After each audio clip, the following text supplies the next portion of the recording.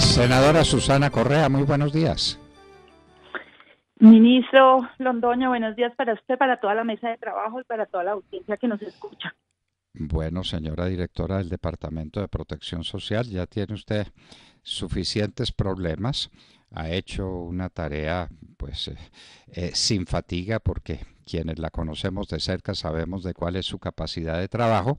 Y ahora aparece, pues, este dato de la unidad de víctimas que nos dice que hay 8,5 millones de víctimas en Colombia.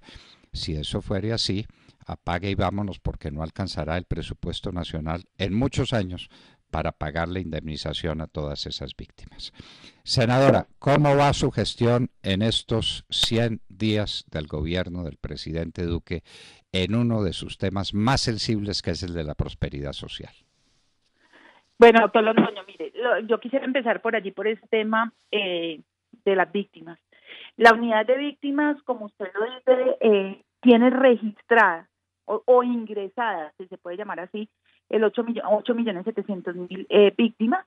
Hay para reparación, ya quitando las 900.000, 6.197.000.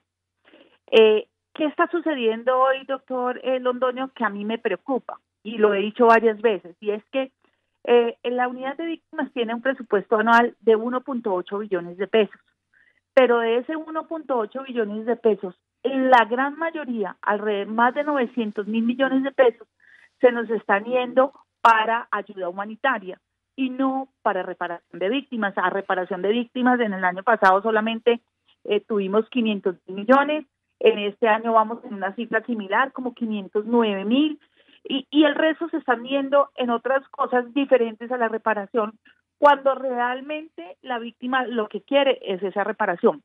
Si nosotros no reparamos, la víctima va a seguir en ese ciclo de ayuda humanitaria y se nos queda allí, que es como un estado de vulnerabilidad, y se nos queda recibiendo plata del Estado durante muchos años hasta que no se repare. Yo, ¿qué pienso de la ley? La ley 1448 se puede prorrogar siempre y cuando, doctor Londoño, se cierre el registro. Lo he dicho en todas partes públicamente, nosotros no podemos continuar con ese registro abierto, porque realmente usted lo acaba de decir, Colombia jamás va a tener los recursos para hacerlo. Hay una sentencia de la Corte Constitucional donde dice a las víctimas hay que repararlas y da un tope máximo.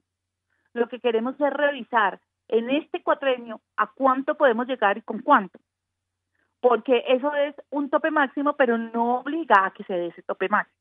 O sea, ahí tenemos que hacer una estrategia, que fue lo que dije en el reporte de los 100 primeros días, en donde realmente se vea que las víctimas se están reparando.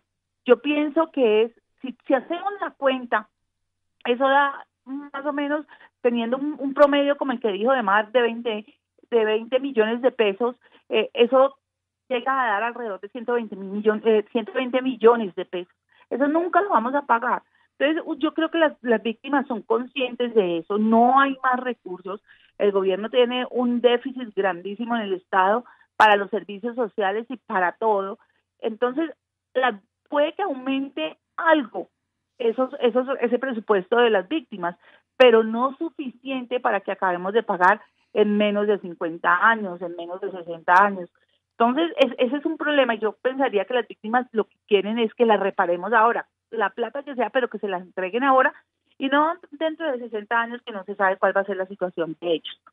Ahora, los fraudes, yo insisto muchísimo en eso, es muy difícil de definitivamente ver si realmente son fraudes, porque hay que irse al momento donde la víctima fue víctima, que es otra cosa que a mí me preocupa, doctor Londoño. Hay víctimas, supongamos desplazados, que llegaron a las ciudades hace 20 años.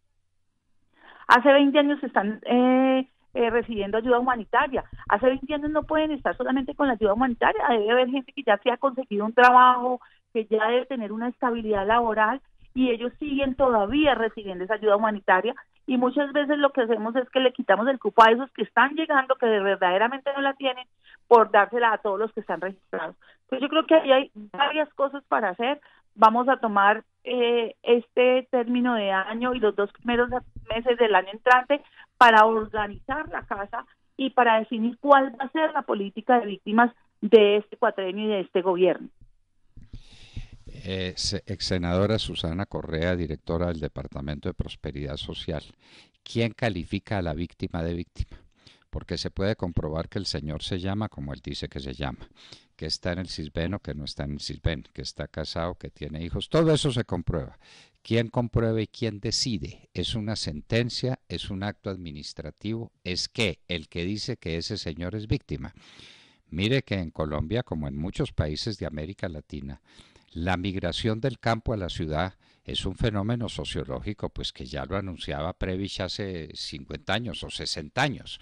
La gente se viene para la ciudad porque en la ciudad cree encontrar, no sé si lo encuentra o no lo encuentre, mejores posibilidades de vida que en el campo que vive muy abandonado. Pero esas personas no son víctimas. Esas personas son parte de un fenómeno azaroso, complicado, doloroso, que es la migración de la gente hacia las ciudades. ¿Todo el que migra es una víctima, senadora? No, doctor Londoño, todo el desplazado es una víctima. Todo el que se haya tenido que salir de su región por algún tipo de conflicto armado, ¿Y quién lo declara? ¿Quién lo declara? Lo declara la unidad de víctimas. Ah. No son los únicos que lo pueden declarar. De hecho, nosotros, como Prosperidad Social, dentro de nuestro presupuesto, doctor Londoño, de acuerdo a una sentencia de la Corte, tenemos que dirigir 1 billón de pesos de nuestro presupuesto para desplazados y víctimas. ¿Y quién nos dice cuando focalizamos que esos sí son desplazados o víctimas? La unidad de víctimas. La unidad de víctimas. Y eso que dice la unidad de víctimas es la última palabra. Dice fulano de tal, Fernando Londoño se vino de Manizales y es una víctima. Y eso que dice la unidad de víctimas se convirtió en cosa juzgada. No, ahí es donde están las dudas. La Corte ha dicho ha clasificado quiénes son las víctimas, pero eso es lo que yo digo. O sea, muchas veces la gente puede que sí sean desplazados, que se vengan a las ciudades, que hayan sido víctimas, que hayan matado a un hermano, hayan matado a un papá, hayan tenido dentro de su familia algún evento. Pero lo que más me preocupa, doctor Londoño, es que ya se han venido a la ciudad hace muchos años, pero siguen recibiendo la ayuda humanitaria, y por eso es que en la unidad de víctimas el presupuesto, la mayor proporción se va para esa ayuda humanitaria. Cuando uno, si llega a la ciudad, pues a los 2, 3, 4 años tiene que tener un empleo, porque si no, ¿cómo vive? Claro, tiene que tener alguna forma de supervivencia, pero a ver, ¿es víctima? No, es que allá había violencia. Pues violencia ha habido por toda Colombia. Entonces, todo el que se vino para la ciudad se vino huyendo de la violencia, y por consiguiente es una víctima, y por consiguiente hay que indemnizarla. Es que esa multiplicación por la violencia, sí. Pues por eso, entonces, ¿de dónde vamos a sacar 120 billones de pesos? Mire lo que pasó buscando los 14 billones que faltaban para el presupuesto del año entrante, y ahora nos dicen, no, es que hay que encontrar 120 o 160 billones de pesos para las víctimas. Cierre, apague y vámonos. Totalmente. Eso y por eso siempre he dicho que yo estoy de acuerdo que se prorrogue la ley, porque no se ha reparado a todo el mundo, pero el registro se tiene que cerrar. Si no, jamás Colombia va a poder acabar de pagar. Y el registro hay que verificarlo. Esto lo hizo una unidad de víctimas que nadie sabe quién es. Ahora entendemos que es un señor Rodríguez. Me parece que viene de atrás. Entiendo. Viene desde hace mucho tiempo, llevaba más de 25 años trabajando en la unidad. Estaba en el Guaviare, o sea, es una persona que le ha tocado ir subiendo, y es una persona muy buena. A mí me gusta mucho lo que está haciendo, y me parece que tiene todo el conocimiento para que logremos ya como encajar y sacar las soluciones a esa unidad sobre todo. Pues si en Colombia hay 8 millones de víctimas, estamos perdidos. Eso no tiene solución ninguna. Y la Corte Constitucional dice indemnícelos. Bueno, entonces que los de la Corte Constitucional empiecen por renunciar a su salario, que desde luego no va a alcanzar sino para muy pocas víctimas. Porque es que son unas cifras sencillamente colosales, senadora. Sí, colosales. Sí, ¿Cómo se las va a...? Por eso. O sea, nadie ha sacado el valor ni ha sido capaz de salir a decir realmente cuánto vale eso. ¿Por qué? eso, Porque la Corte no ha dicho exactamente cuánto es la reparación. Ellos dicen, cómo, este es el tope máximo, ustedes hagan un plan de pago. ¿Y cómo los declararon víctimas? A mí la recomendación del señor Rodríguez suya me basta y me sobra. Usted es una persona que conoce muy bien el corazón humano, si le parece una buena persona, lo es, no tengo duda ninguna. Pero los demás de la unidad de víctimas, ¿quiénes son? ¿Con qué intención hacían ese censo? ¿Con qué rigor técnico? ¿Con qué calidad en el manejo de la información se llegó a la conclusión absolutamente descomunal de que hay 8 millones de víctimas con las que no hay a las que no hay manera de indemnizarlas ni en esta vida ni en la otra, senadora? Ni en Sí, esta vida así ni es. en la otra. No hay con qué indemnizarlas, sencillamente. Así es, doctor Fernando. Así es, en este gobierno hemos tratado de cambiar algunas personas claves allá. El doctor Ramón está armando su equipo de confianza y bueno, y con eso tenemos que empezar. Hemos dado un plazo para que tengamos ya la información realmente como es y poder tomar decisiones, porque de verdad que hay que tomarlas. Estamos haciendo un plan y una política para presentarse al presidente Duque. Yo creo que lo debemos estar haciendo los primeros meses del año 2019 y para empezar a ejecutar. Exacto, y para decirle al país cuánto dinero le hace falta para indemnizar a las víctimas. Exacto. Bueno, senadora, definitivamente usted es una mujer de mucho coraje, porque usted sabía exactamente en qué se metía. Usted es admirable, usted es admirable. Son unos problemas de una dimensión sencillamente colosal, colosal. Y esa es una de las entidades adscritas, usted sabe que la otra es el IBS, pero dentro de Prosperidad Social fue casi que el reporte que di, que era para mí era muchísimo más importante porque es la cabeza del sector, doctor Londoño, porque el presupuesto es muy grande. También encontramos una serie de irregularidades que las salimos a decir, o sea, aquí nosotros no, usted sabe que yo no me callo, tenemos todos los soportes, aquí nadie puede decir, no, es que no es que era oposición y por eso salía a decir, no, están todos los soportes, pero además no solamente los míos, es que la gente que trabaja en Prosperidad Social me ha llamado a decirme gracias por salir a decir lo que encontramos. Entonces, aquí dentro de Prosperidad Social, imagínense que en el 2014 se hacen unos concursos para llenar una planta.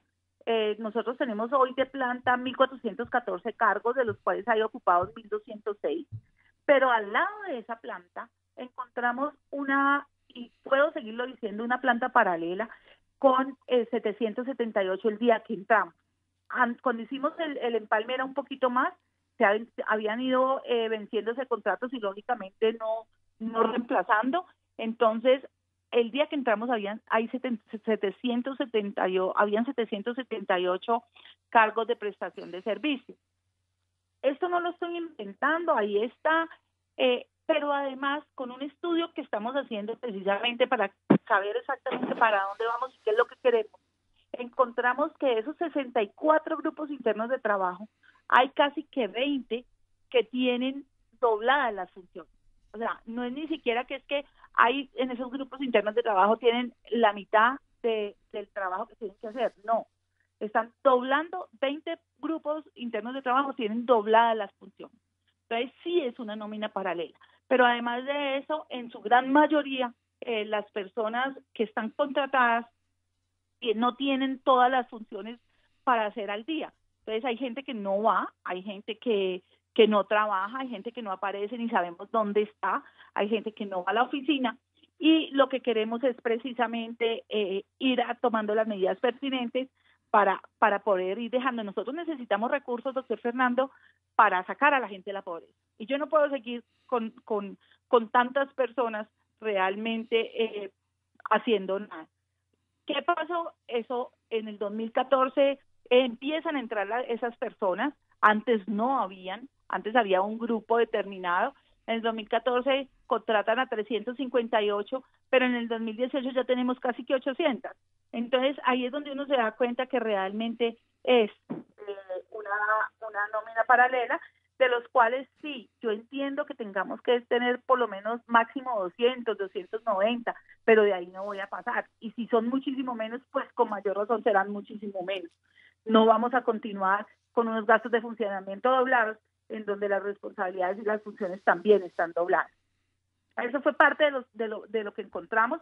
También recibimos alrededor de 700 obras. Nosotros tenemos una dirección que se llama Infraestructura Social, en la cual recibimos 700 obras por un poquito más de 1 billón de pesos detenidas por falta de interventoría. Doctor Londoño, dígame usted si usted entiende que esta empresa que hace obras con los alcaldes y los gobernadores, el 18 de junio del 2018 haya contratado apenas interventoría para los convenios que se firmaron en el 2013, en el 2014 y en el 2015. O sea, apenas ahora empezamos a ejecutar, porque apenas ahora está entrando la interventoría para convenios firmados desde el 2013. No puede ser. Bueno. Son 202 proyectos que se están adelantando con interventorías y apenas ahora están empezando. Pues yo digo que es verdad porque usted lo dice, pero si lo dijera otra persona no le creería. Imagínense, entonces uno dice, yo no entiendo cómo, si lo que quieren hacer es una infraestructura que se llama social, y lo pongo entre comillas, empiezan a contratar 5 años después de firmados los convenios. ¿Y en qué consiste esa infraestructura? ¿Qué son? ¿Son refugios? No, ¿Son asilos? ¿Qué? No, hay de todo lo que usted quiere. En su gran mayoría, y yo creo que le puedo decir que un porcentaje grande, son canchas de fútbol sintéticas y polideportivos, que es lo que he venido diciendo también. Yo no voy a seguir haciendo canchas sintéticas y polideportivos ni nada que tenga que ver con el deporte, porque eso le corresponde a Coldeporte. Si nosotros realmente lo que queremos es sacar a la gente de la pobreza, nosotros tenemos que hacer obras que realmente ayuden a eso. Un ejemplo, mejoramientos de vivienda, donde su vivienda se valoriza. Un ejemplo, plazas de mercado donde la gente puede llegar a vender los mismos que nosotros atendemos, con líneas productivas agrícolas, puedan llegar a vender sus productos a una plaza de mercado. Un ejemplo, plantas procesadoras. Hay infinidad de campesinos que están en los lugares más alejados, que ni siquiera alcanzan a sacar sus productos porque se les llegan a podrir. Usted sabe la situación que tenemos con vías terciarias, la dificultad que tienen esas personas para sacar. Planticas pequeñas procesadoras donde ellos puedan ya procesar sus productos y sacarlos. Y le voy a dar un ejemplo de mi tierra, doctor Londoño, que usted sabe cómo la quiero. En el Valle del Cauca, el porcentaje de pobreza extrema de la población es muy pequeño, pero sí tenemos una región que es el litoral pacífico, o sea, Buenaventura, todo su municipio, donde el porcentaje de pobreza extrema es bastante alto. Ahí tengo para hacer 3 polideportivos y un parque recreacional. Al lado del Puente del Piñal, que usted conoce, hay 2 plantas que yo creo que también usted se acuerda. Una que se llamaba Bahía Cupica y otra que es Copescol, que eran plantas procesadoras de pescado, porque atrás hay un estero y ahí llegaban las lanchas de los pescadores artesanales y las lanchas y los barcos pesqueros y entregaban el pescado, y ahí entre las 2 plantas trabajaban alrededor de 2.000 mujeres cabezas de hogar. Esas plantas se confiscaron por diferentes problemas y están totalmente cerradas y abandonadas. Estoy pidiéndole a la SAE que me las entregue para poderlas volver a activar. Esos son los proyectos que pueden generar ingresos sostenibles y que es la única manera que podemos ayudar a que la gente salga de la pobreza. Bueno, Tenemos pavimentos en barrios vulnerables, también valora la vivienda. O sea, hay infinidad de proyectos que pueden ayudar a la pobreza, otros no, esos hay que quitarlos, pero hoy tenemos, empezando 202, donde la mayoría son canchas de fútbol y polideportivos, y tengo casi que 600 proyectos, 658 exactamente, proyectos del 2016 y 2017 que no tenían la plata para interventoría tampoco, ni en el 2018 ni en el 2019, pero además que en el 2019 las vigencias futuras de esa dirección de infraestructura social las habían dejado copadas. ¿Qué hice? Me tocó ir a Hacienda, hacer todo el proceso para poder conseguir 97.000 millones de pesos y poder entregar eso que también ya está contratado por el gobierno anterior, porque no hemos empezado las obras de nosotros, que realmente son las que se van a dirigir a sacar a la gente de la pobreza, para poder empezar interventorías de convenios firmados 2016 y 2017, ahorita parte en diciembre y el resto el 1 de febrero.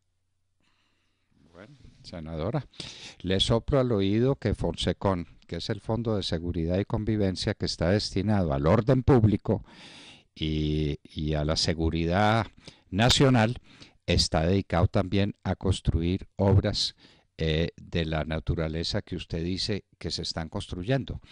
Entonces, esto es por todas partes. El dinero se va para todas partes y todo eso es para contratar con amigos y todo eso es porquería. Pero en fin, en manos suyas Esos son los estamos. famosos cupos indicativos, doctor Luis. Claro, claro, claro, que es estar en las mejores manos. Senadora Susana Correa, no desfallezca, porque si usted desfallece, ¿quién va a seguir esta obra magnífica que usted está haciendo de poner en orden todo lo de atrás y de mirar hacia adelante y de combatir efectivamente la pobreza que tanto nos aflige? Senadora Susana Correa, muchísimas gracias por estar con nosotros en la hora de la verdad. No, solo doña, a ustedes muchísimas gracias y un buen día para todos.